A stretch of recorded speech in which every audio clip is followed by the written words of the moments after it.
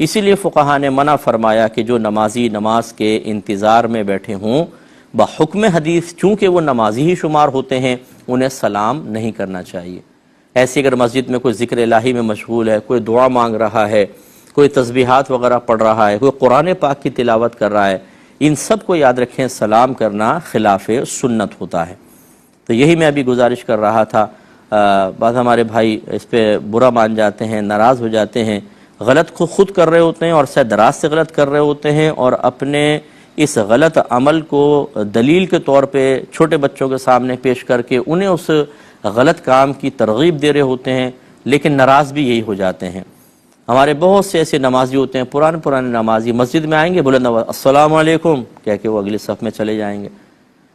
اب یہ بھی انتظار نہیں کرتے کوئی جواب دے رہا ہے کہ نہیں دے رہا، جا کے بس بیٹھ گئے، عادت بنی ہوئی ہے۔ یہ خلاف سنت اور مکروہ ہے، اور اس پر ایک اور درجہ زیادہ وہ لوگ ہوتے ہیں کہ آ کے سلام کیا، جب کوئی جواب نہ دے رہا وہ مشغول ہے، وہ تفکیر میں ہے، یعنی غور و تفکر کر رہا ہے۔ فرض کر لیں یہ بھی بہت بڑی عبادت ہے، اخروی معاملات میں تسبیح پڑھ رہا ہے کچھ، تو وہ ناراض ہو جاتے ہیں، ارے سلام کے جواب ہی نہیں دیتے ہو۔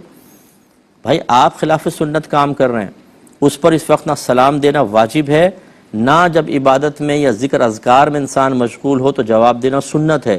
آپ غلط کر رہے ہیں، لیکن وہ غلطی کرنے کے باوجود یہ سمجھتے ہیں کہ شاید ہم وقت سلام کرنا سنت ہے۔ ہر وقت نہیں ہوتا۔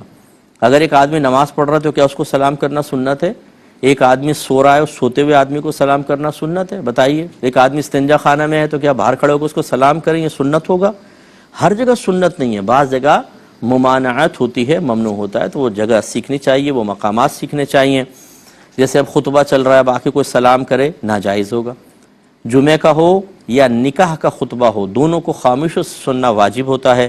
اس دوران کوئی کلام کرنا، سلام کرنا سب ممنوع ہو جاتا ہے، اس لیے احتیاط کرنی چاہیے۔ اللہ تعالیٰ سے دعا ہے کہ رب کریم جو کچھ ہم نے سنا گناہگار کو بھی، آپ سب کو بھی اس پہ عمل پیرا ہونے کی توفیق عطا فرمائے، آمین۔ وآخر دعوانا ان الحمدللہ رب العالمین۔